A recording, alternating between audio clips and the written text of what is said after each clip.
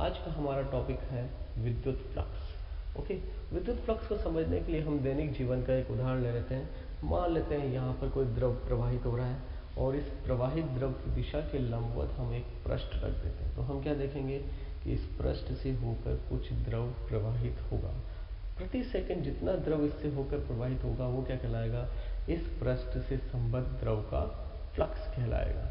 Okay, अच्छा, द्रव का फ्लक्स किस पर निर्भर कर रहा है, इस पृष्ठ के क्षेत्रफल पर निर्भर कर रहा है। जितना ज़्यादा इसका क्षेत्रफल होगा उतना ही ज़्यादा इस पृष्ठ से संबद्ध द्रव का फ्लक्स होगा। एक राशि और है जिस पर ये फ्लक्स निर्भर कर रहा है, वो है पृष्ठ की स्थिति पर। यदि हम पृष्ठ की स्थिति चेंज कर दें, इसको थोड़ा सा झुका दें, तो हम क्या देखेंगे कि इस पृष्ठ से गुजरने वाले द्रव की मात्रा में कमी आई है, अर्थात इससे संबद्ध फ्लक्स कम हुआ है।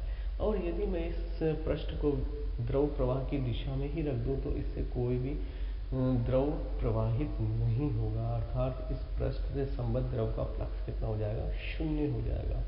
अब हम पढ़ना चाह रहे हैं विद्युत फ्लक्स। तो यदि मैं इस प्रवाहित द्रव की जगह यदि विद्युत क्षेत्र रेखाएं रख दूं और इन विद्युत क्षेत्र रेखाओं के लंबवत एक पृष्ठ रख दूं, तो हम क्या देखेंगे कि इस पृष्ठ से विद्युत क्षेत्र रेखाएं गुजरेगी।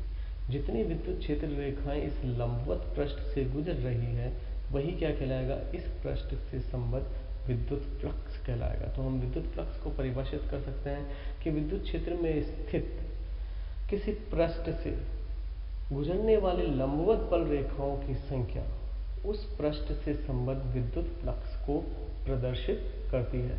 ये तो बात हुई इसकी परिभाषा की। अब इसके गणितीय स्वरूप की बात करते हैं कि इसका गणितीय स्वरूप क्या होगा।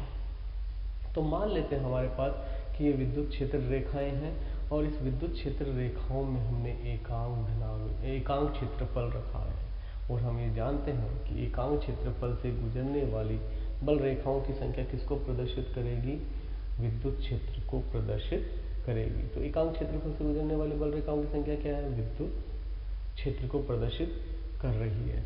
अब यदि मैं इस विद्युत क्षेत्र में कोई अल्पांश पृष्ठ रखता हूं जिसका क्षेत्रफल कितना है, डेल्टा एस है। कितना है, डेल्टा एस। तो हम क्या देखेंगे कि इससे भी क्षेत्र रेखाएं पास हो रही है, गुजर रही है, तो इससे संबद्ध चुंबकीय फ्लक्स का मान कितना हो जाएगा। कैसे याद करेंगे, देखो हम यहाँ देख रहे हैं कि एकांक क्षेत्रफल से गुजरने वाला फ्लक्स कितना है, ई। एकांक क्षेत्रफल से गुजरने वाला फ्लक्स कितना है, ई। तो डेल्टा एस क्षेत्रफल से गुजरने वाला फ्लक्स कितना हो जाएगा, ई इंटू डेल्टा एस। दोनों को हम गुणा कर देंगे, सिंपल सी मैथ्स है। ओके, तो डेल्टा एस से गुजरने वाला फ्लक्स कितना हो जाएगा, ई डेल्टा एस। कब, जब ये पृष्ठ विद्युत क्षेत्र के लंबवत है। लेकिन यदि ये पृष्ठ विद्युत क्षेत्र के लंबवत नहीं हो, किसी कोण थीटा से झुका हुआ हो, तो हम क्या देखेंगे, इससे गुजरने वाली क्षेत्र रेखाओं की संख्या में कमी आ रही है।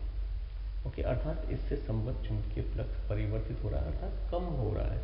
वो हम याद करना चाहेंगे। मान लेते हैं अपने पास कि जो क्षेत्रफल सदिश है उसकी दिशा, अच्छा, क्षेत्रफल एक सदिश राशि है। ओके, और इस क्षेत्रफल सदिश की जो दिशा होती है इस पृष्ठ के लंबवत होती है। तो यहाँ पर क्षेत्रफल सदिश की दिशा ये वाली होगी।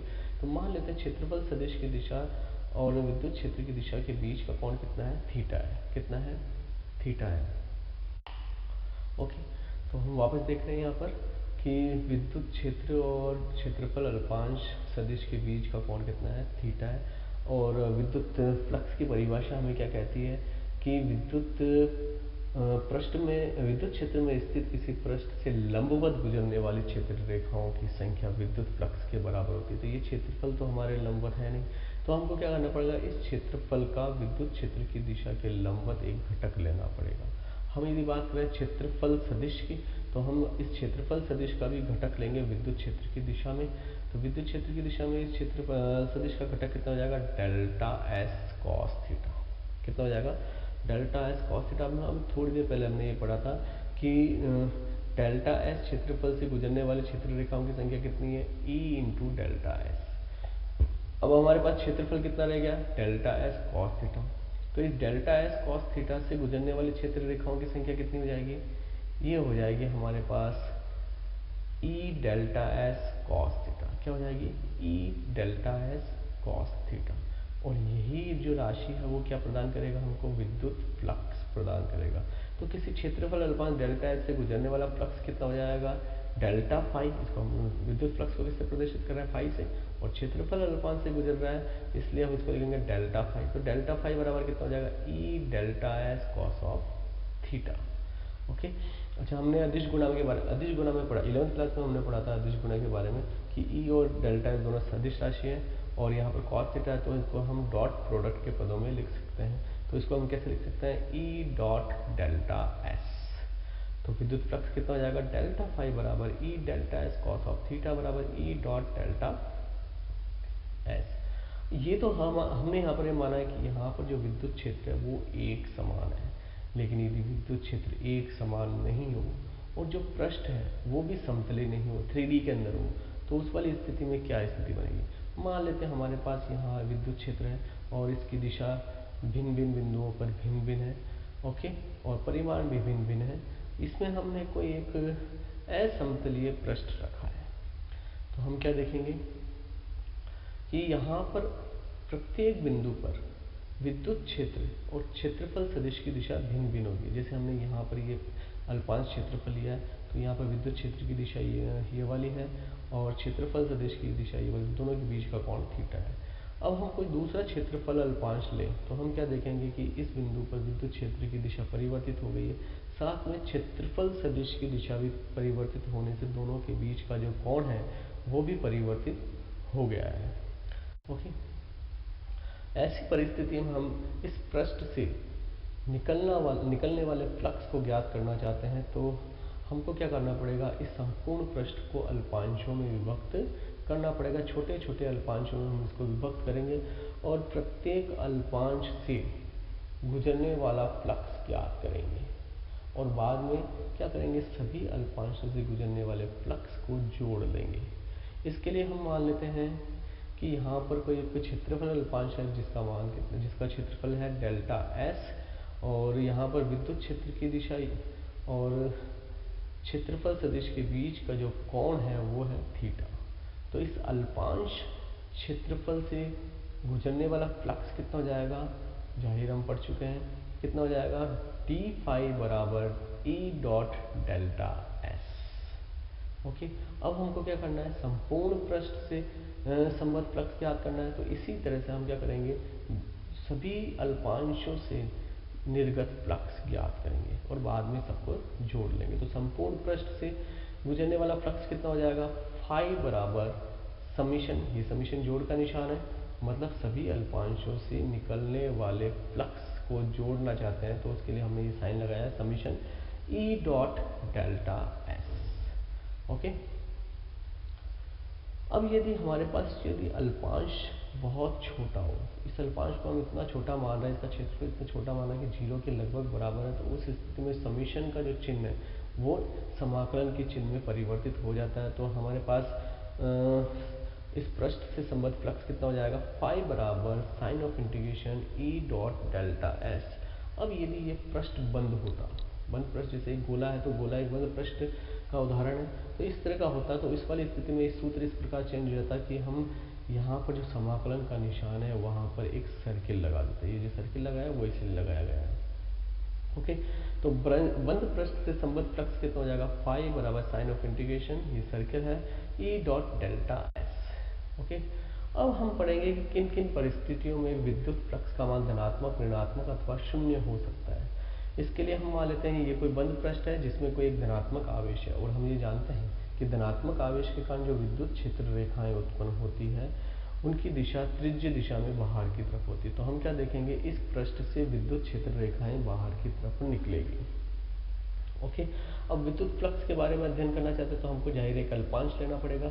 मान लेते हैं ये अल्पांश है और इस अल्पांश पर विद्युत क्षेत्र की दिशा ये वाली है और क्षेत्रफल सदिश की दिशा किधर होती है, क्षेत्रफल के लंबवत बाहर की तरफ, हमने ये मान लिया।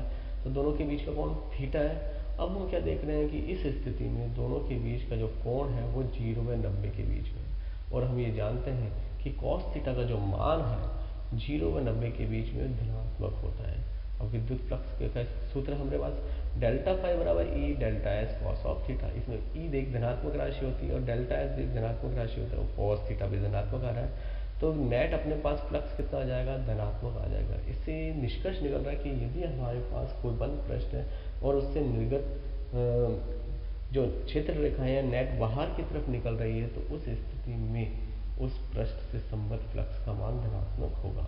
अब हम बात करते हैं ऋणात्मक फ्लक्स की। अब यदि धनात्मक आवेश की जगह हम एक ऋणात्मक आवेश रख दें और ये ऋणात्मक आवेश के कारण उत्पन्न क्षेत्र रेखाएं त्रिज्यीय दिशा में अंदर की तरफ होगी, तो हम ये देखेंगे कि नेट इस बंद पृष्ठ में क्षेत्र रेखाएं प्रवेश कर रही है, अंदर की तरफ आ रही है। तो इस स्थिति में विद्युत फ्लक्स के अध्ययन के लिए वही अपन अल्पांश लेते हैं, और इस अल्पांश पर विद्युत क्षेत्र की दिशा ये वाली है और क्षेत्रफल सदिश की दिशा जाहिर है पृष्ठ के लंबवत होती है। तो इस स्थिति में हम ये देख रहे हैं कि दोनों के बीच का जो कोण है वो 90 व 180 के बीच में है, और 90 और 180 के बीच में कॉस की वैल्यू नेगेटिव होती है।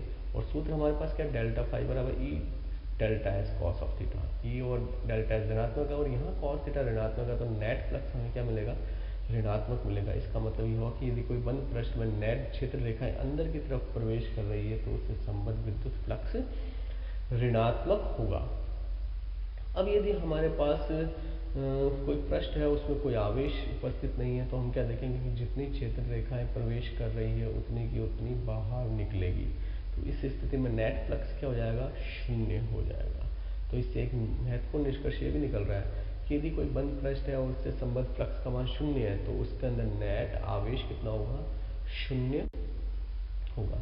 अच्छा, विद्युत फ्लक्स क्या है, एक अदिश राशि है और इसका मात्रक क्या होता है अपने पास, newton metre square coulomb inverse, या फिर हम इसका मात्रक लिख सकते हैं वोल्ट इंटू मीटर। अच्छा, विमा क्या होगी इसकी, m1 l3 t minus 3 a minus 1। ये सब कुछ हम 11th क्लास में निकालना सीख चुके हैं। Okay, thank you.